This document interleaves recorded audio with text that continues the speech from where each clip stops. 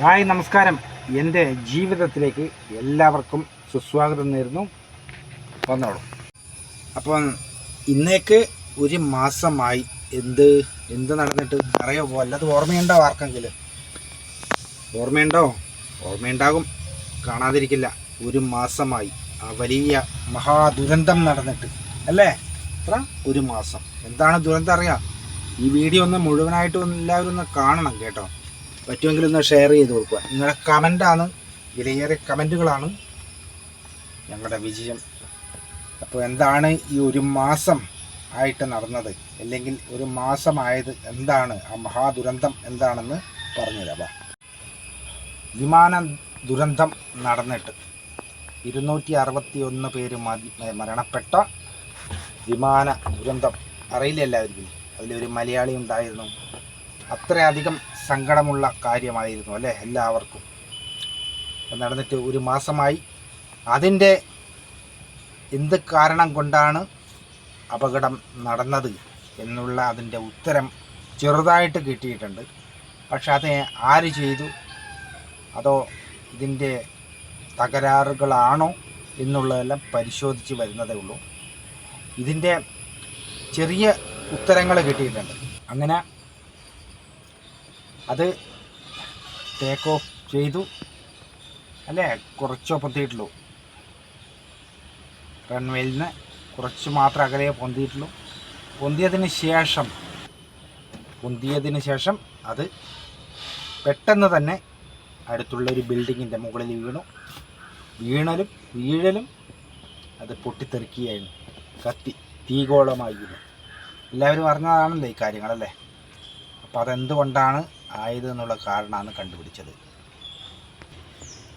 കണ്ടുപിടിച്ചപ്പം എന്താണ് അതിൽ നിന്ന് പറഞ്ഞത് എന്ന് വെച്ചാൽ, അതിൻ്റെ എൻജിൻ്റെ സ്വിച്ച് അത് ഓഫാക്കിയിട്ടാണുള്ളത്. അപ്പോൾ അതിൻ്റെ അകത്ത് പൈലറ്റുമാർ ചോദിക്കുന്നുണ്ട് പരസ്പരം. ഒരാൾ ചോദിക്കുന്നുണ്ട്, ഇത് നിങ്ങളാണോ ഓഫാക്കിയതെന്നാണ് ചോദിക്കുന്നത്. അത് ആര് സംസാരിച്ചു എന്നുള്ളത് വ്യക്തത വരുത്തേണ്ടതാണ്. അത് വ്യക്തത വരുത്തി കഴിഞ്ഞാൽ കോ പൈലറ്റാണോ ചോദിച്ചത് അതോ പൈലറ്റാണോ ചോദിച്ചതെന്നുള്ളത് മനസ്സിലാവും. അപ്പോൾ ഇത് വിമാനം പുറപ്പെടുന്നതിന് മുന്നേ ഇത് അങ്ങനെ സ്വിച്ച് ഓഫ്, അത് ഓഫ് ചെയ്ത് വെക്കാൻ പറ്റത്തില്ല പോലും. അതുപോലെ തന്നെ കൈകൊണ്ട് തട്ടിക്കഴിഞ്ഞാൽ ആ സ്വിച്ച് താഴോട്ടും അങ്ങനെയാണല്ലോ ഓണോ ഓഫോ. അപ്പം അത് പോലും കൈകൊണ്ട് തട്ടിയാൽ തന്നെ സ്വിച്ച് താഴേക്ക് ഓണാവുമോ അല്ലെങ്കിൽ ഓഫാവുമോ ആവില്ല. അതിൻ്റെ നടുക്ക് വേറെ ഒരു സ്പ്രിങ് പോലത്തെ ഒരു സംഭവമുണ്ട്. അതുണ്ടാകുമ്പോൾ എന്ന് വെച്ചാൽ അഥവാ കൈകൊണ്ട് തട്ടിക്കഴിഞ്ഞാൽ തന്നെ താഴാനോ അല്ലെങ്കിൽ അതിൻ്റെ ഓണാകാനോ ഓഫാകാനോ ഒന്നും സാധിക്കില്ല എന്നാണ് പറയുന്നത്. അപ്പോൾ ഇത് ഇങ്ങനെ സംശയം കൂടുതൽ ബലപ്പെടുന്നുണ്ട്. അപ്പം നമ്മളെല്ലാം സാധാരണക്കാരായ നമ്മളെല്ലാം ചിന്തിക്കും, വിമാനം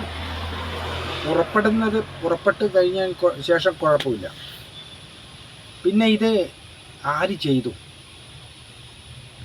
സംശയം ബലപ്പെട്ടു. പൈലറ്റുമാരാണോ, ഈ 2 പൈലറ്റിനെങ്കിൽ ഏതെങ്കിലും ഒരാളാണോ എന്നുള്ള ഒരു സംശയം, ഒരു സാധാരണക്കാരൻ്റെ ഒരു സംശയം. അതോ യാത്രക്കാരിൽ ആരെങ്കിലും ആണോ ഭീഷണി? ആ യാത്രക്കാരൻ രണ്ടും കൽപ്പിച്ചിട്ട് ഇറങ്ങിയ യാത്രക്കാരനാണെങ്കിലോ അതാണെങ്കിലോ ഇതിലൂടെ പൈലറ്റിൻ്റെ ആ റൂമിൽ ഡ്രൈവർ ആ റൂമിലേക്ക് ഇടിച്ച് കയറി, അതായത് വിമാനം പുറപ്പെടുന്ന ആ സമയത്ത് റൺവേയിലേക്കൂടെ കുതിച്ച് പാഞ്ഞ് പൊന്തുന്ന ആ സമയങ്ങളിൽ ഈ യാത്രക്കാരൻ ക്രോധത്തോടുകൂടി ബലവാനിതരായി രണ്ടും കൽപ്പിച്ചിട്ട് ഈ ഡ്രൈവറുടെ ക്യാബിൻ്റെ അകത്തേക്ക് ഓടിക്കയറിയോ എന്നുള്ള ചോദ്യങ്ങൾ ഒരുപാടുണ്ട്. ചിലപ്പോൾ ഒരാളായിരിക്കില്ല, ചിലപ്പോൾ 2 ആളുണ്ടാവും. ഇതെല്ലാം പ്ലാനിങ്ങോട് കൂടി യാത്ര ചെയ്ത് ആയിരിക്കുമോ, അങ്ങനെയുള്ള ആരെങ്കിലും ആയിരിക്കുമോ? അങ്ങനെ ക്യാബിൻ്റെ ഉള്ളിൽ ഈ ഡ്രൈവറുടെ പൈലറ്റുമാറിൻ്റെ റൂമിലേക്ക് ആ ഫ്രണ്ടിൽ കയറാൻ പറ്റുമോ എന്നുള്ള ചോദ്യങ്ങളുണ്ട് ഒരുപാട്. ഉത്തരം കണ്ടെത്തിയേ പറ്റും. അപ്പോൾ അങ്ങനെ ഇവരുടെ ക്യാബിനകത്തേക്ക് കയറി ഭീഷണിപ്പെടുത്തി അവിടുന്ന് മൽപ്പിടുത്തം നടത്തി അങ്ങനെയൊക്കെ സംഭവിച്ചാണോ? അല്ല. ഇതിൻ്റെ അകത്ത് പറയുന്നുണ്ട്, പൈലറ്റുമാരിൽ ആരോ ഒരാൾ ചോദിക്കുന്നുണ്ട് നിങ്ങളിത് ഓഫാക്കിയതാണോ എന്ന്. അത് കൂടുതൽ വ്യക്തത വരുത്തേണ്ടി വരും, ശബ്ദങ്ങൾ ആരാ പറയുന്നത് അപ്പുറം. അപ്പോൾ മറ്റേ പൈലറ്റ് പറയുന്നുണ്ട് ഇല്ല ഞാനല്ല ഓഫാക്കിയത് എന്ന് പറയുന്നുണ്ട്. അപ്പോൾ എന്താണ് സംഭവിച്ചതെന്നുള്ളത് വ്യക്തം. അത് എങ്ങനെയെങ്കിലും ഒന്ന് കണ്ടുപിടിക്കണം, എന്താണ് നടന്നത്. അത് ഞാൻ പറഞ്ഞതുപോലെ പാസഞ്ചർ ആരെങ്കിലും ആണോ അല്ല, അതോ ഈ പൈലറ്റുമാരില്ല 2 പേരിൽ ഏതെങ്കിലും ഒരാളാണോ ഈ വേണ്ടാത്ത ഈ പ്രവൃത്തി ആർക്കോ വേണ്ടിയൊക്കെ ചെയ്തത് എന്ന് തോന്നിപ്പോകുന്നു. സാധാരണ ഒരു പ്രേക്ഷകനല്ല ഒരു മനുഷ്യൻ എന്ന നിലയിൽ ചോദിക്കുന്നതാണ്.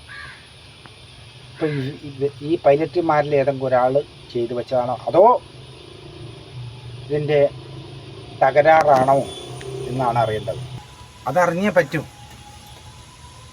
അതിൻ്റെ സൂത്രധാരൻ ആര് അല്ലേ, അവർ തന്നെയാണോ, അതിൻ്റെ പിറകിൽ ആരാണ്, എന്താണ് ഒക്കെ അറിഞ്ഞേ പറ്റൂ, നിർബന്ധമാണ്. ഇപ്പോൾ സാധാരണക്കാരൻ എന്ന നിലയിൽ എല്ലാവർക്കും ആകാംക്ഷ ഉണ്ടാവും, അറിയണം, കണ്ടുപിടിക്കണം.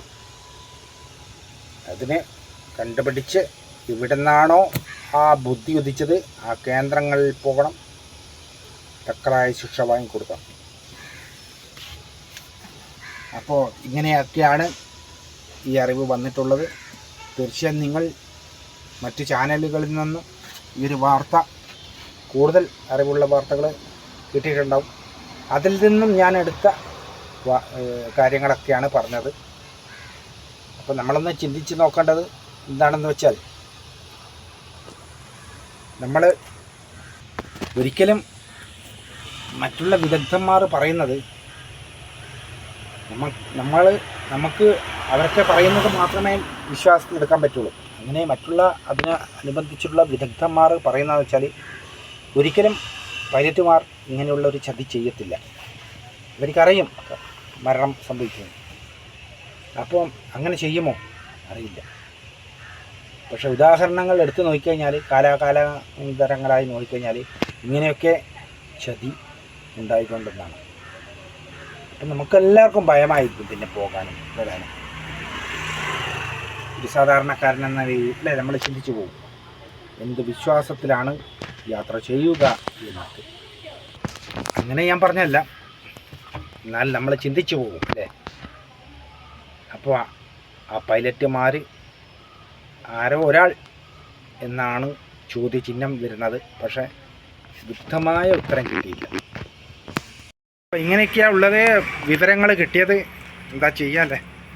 അപ്പോൾ പൈലറ്റിൽ 2 പേര് ആരോ ഒരാൾ, അതോ ഇതിൻ്റെ തകരാറ് എന്തൊരു മറിമായമാണെന്ന് അന്വേഷണത്തിൽ കണ്ടെത്തട്ടെ. നമുക്ക് അതുവരേക്കും വെയിറ്റ് ചെയ്യാം.